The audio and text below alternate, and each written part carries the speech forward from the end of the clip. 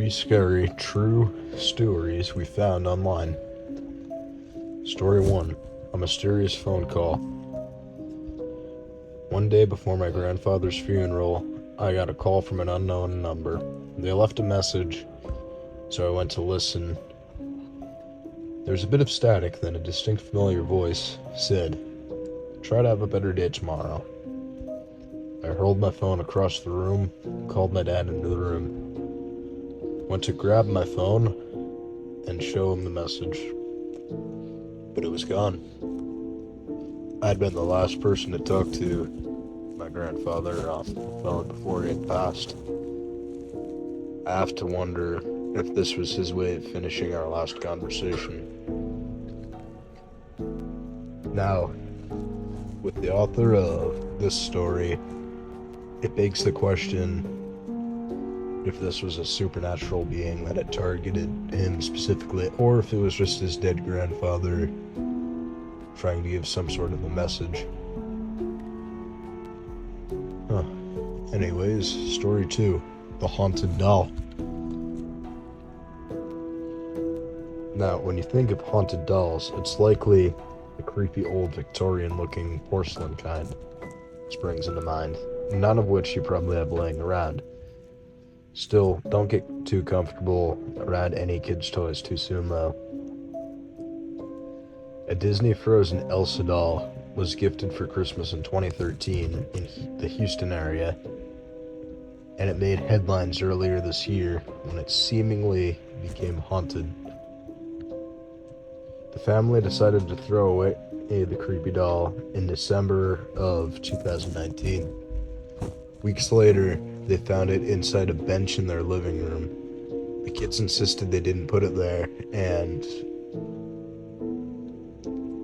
the writer of the story believed them because she claims that her kids wouldn't have dug through the garbage outside. Madonna, one of her children, told KPRC2 Houston News. At this point, Elsa escaped to sing English rendition of Let It Go, altogether speaking only Spanish when pressed. The family then double-bagged the bizarre doll and placed it in the bottom of their garbage, which was taken out on garbage day. They went on a trip shortly after but when they returned, Elsa 2 had come back and was waiting on the backyard of their home. Sorry guys, I paused there for a minute just to do a double take on what I was reading. It sounds freaky as hell.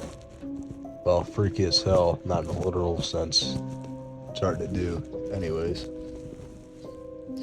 This time, the family mailed Elsa to a family friend in Minnesota who taped the haunted doll to the front bumper of his truck. It doesn't seem to have made its way back home to Houston yet, as per Madonna's latest Facebook update on the creepy doll. Now, I paused and stuttered a little bit on that one, just because I had to do a few double takes on what I was reading. It doesn't seem likely for this to happen, but I actually had a friend in high school who had a similar thing. I might get into a bit of a rabbit hole here on a personal story, but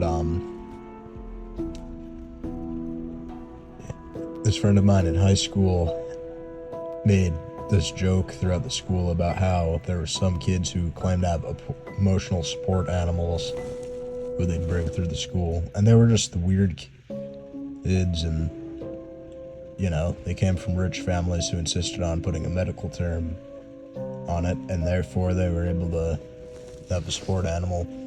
This kid brought this somewhat ape-looking humanoid monkey doll in with the eyeballs of the doll gouged out, and he explained that it was his emotional support monkey.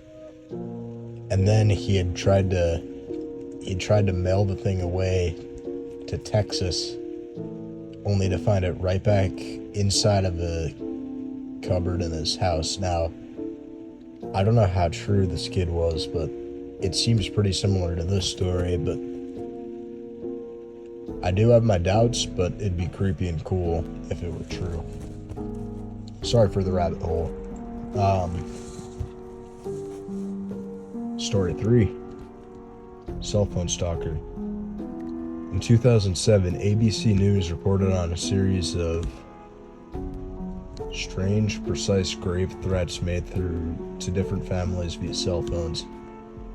Families claim that the calls, which threatened to slay their children, pets, and grandparents, came in any time at night.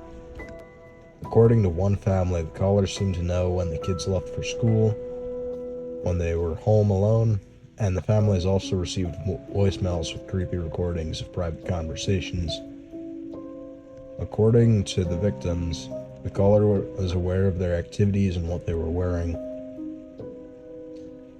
The family of, let me pronounce his name right, Kuykendall, 16, Courtney Kuykendall, at the age of 16, said her cell phone started sending text messages to her friends by itself in February, which is when the family's problems began. The Kuykendall family also reported a caller having a scratchy voice and threatening to slice their throats, which continued for months. Another victim reported receiving a call from an unknown caller saying they preferred lemons when the woman was slicing limes in the kitchen. The police couldn't find the perpetrators. You know, that always seems to be the most ominous at the end, when the authorities can't quite figure out who has been the perpetrator or the main threatening individual.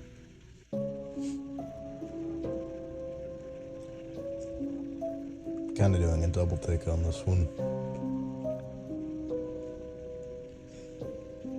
It seems like it could be some sort of a messed up prank, but at the same time, who would go out of their way to do such a thing, and what would this person's motives be?